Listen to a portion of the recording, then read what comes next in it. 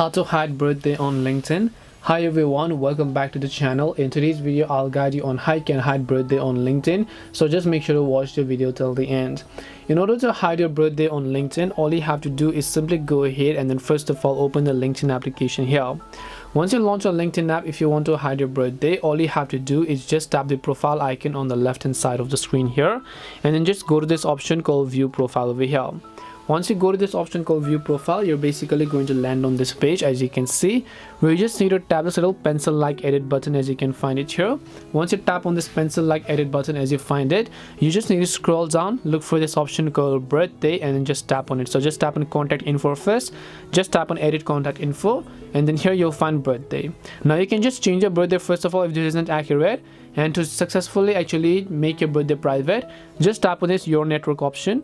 And then here you just need to select this option called only you. So from your network you have to change it to only you. This is the visibility tab.